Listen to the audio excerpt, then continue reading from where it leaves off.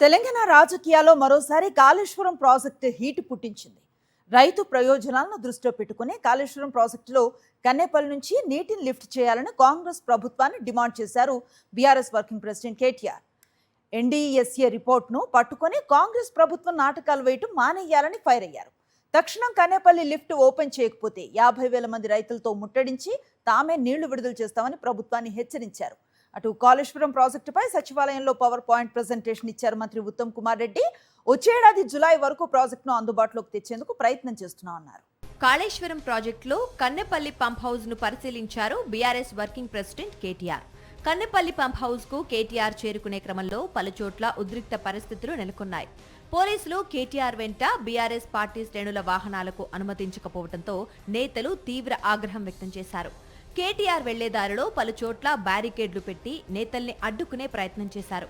దీనిపై కేటీఆర్ ఫైర్ అయ్యారు. అలా ఉద్రిక్త పరిస్థితుల మధ్య కన్నెపల్లి పంప్ హౌస్ ను పరిశీలించిన కేటీఆర్ పుష్కలంగా నీరు అందుబాటులో ఉన్నప్పటికీ పొలాలకు నీరివ్వకుండా కాంగ్రెస్ ప్రభుత్వం ఇబ్బంది పెడుతోందని ఆరోపించారు. కేసీఆర్ పై కక్షతో ఈ ప్రభుత్వం రైతులను శిక్షిస్తోందని మండిపడ్డారు. కన్నెపల్లిలో కళ్ల ముందు నుంచే 1,00,000 క్యూసెక్కుల నీరు పోతోందని, కన్నెపల్లిలో పంపులు తిప్పితే నీళ్లు వస్తాయని తెలిసినప్పటికీ ప్రభుత్వం ఆ పని చేయటం లేదన్నారు. రైతుల పొలాలు ఎండినా పర్వాలేదు, తెలంగాణ నాశనమైనా పర్వాలేదు, ఇలానే బతికేద్దామని రేవంత్ రెడ్డి ఫిక్స్ అయినట్టున్నారంటూ విమర్శలు చేశారు కేటీఆర్. ప్రభుత్వానికి చేతకాకపోతే ప్రాజెక్టును కేసీఆర్ కు అప్పగించాలని, రోజుల వ్యవధిలోనే తెలంగాణ అంతటా నీరు పారిస్తామని అన్నారు. ఇప్పటికైనా ప్రభుత్వం స్పందించకపోతే 50,000 మంది రైతులతో ఉద్యమంగా వచ్చి కన్నెపల్లి పంపుల్ని ఆన్ చేస్తామని హెచ్చరించారు కేటీఆర్. కన్నెపల్లిలో ఇవాళ కళ్ళ ముందు నుంచే 1,00,000 క్యూసెక్ల నీళ్లు పోతున్నాయి. నువ్వు దాని ముట్టకు మేడిగడ్డను, సరే నీకు ఇష్టం లేదు, మాకు అర్థమైంది. మేడిగడ్డ ముట్టే అవసరమే లేదు. అక్కడికి వెళ్ళి ఒక పాయ ఆల్రెడీ ఏదైతే ఇలా వస్తూనే ఉందో నీళ్లు ఎత్తిపోస్తే చాలు. ఎంత అద్భుతం చేయొచ్చు అంటే ఈరోజు ఇక్కడ లిఫ్టింగ్ స్టార్ట్ చేస్తే ఎస్ఆర్ఎస్పీ నింపొచ్చు, మల్లన్న సాగర్ నింపుకోవచ్చు, నిజాం సాగర్ నింపుకోవచ్చు, చివరి మడి దాకా కింద కోదాడ దాకా నీళ్ళు ఇవ్వచ్చు. హైదరాబాద్ తాగునీటితో సహా పాత 7 జిల్లాలకు ఇవ్వాలి. ఇక్కడ నుంచి సౌలతుంది. 100 ఏళ్ల వరకు ఎంత కరువు వచ్చినా తెలంగాణలో రైతుకు ఆగం కాకుండా కట్టిన ప్రాజెక్టు కాళేశ్వరం. ఒక వారం రోజులు కేసీఆర్ కు కాళేశ్వరం అప్పచెప్పు, ఒక 4 సిఈలను, కొంతమంది డిఈలను, ఏఈలను, ఎస్సీలని మొత్తం తెలంగాణ నిండా మళ్ళా నీళ్లు వారించి చూపెట్టే బాధ్యత మాది. నీకు చేత కాకపోతే మాకు అప్పచెప్పు. ప్రభుత్వం కనుక దిగి వచ్చి మరి స్పందించకపోతే అవసరమైతే మా నాయకుడు కేసీఆర్ గారితో సంప్రదించి 50,000-60,000 మందితో కన్నెపల్లి పంప్ హౌస్ ముట్టడించైనా సరే మేమే అవసరమైతే పంపులు ఆన్ చేసే ప్రయత్నం కూడా చేస్తాము.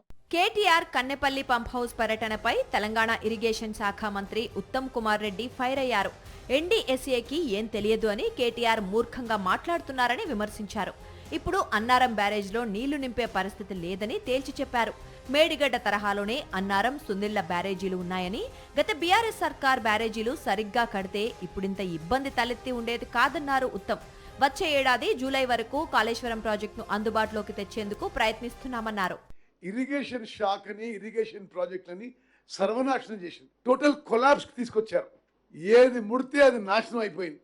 High interest short tenure loans తీసుకొచ్చి వాళ్ళ కక్కుర్తికో వ్యక్తిగత లాభాపేక్షకో ఇరిగేషన్ ప్రాజెక్టులు కట్టింది తప్పితే తెలంగాణ రైతాంగానికి, తెలంగాణ ప్రజల కోసం మేలు చేయడానికి మాత్రం ఇరిగేషన్ ప్రాజెక్టులు కట్టలేదు.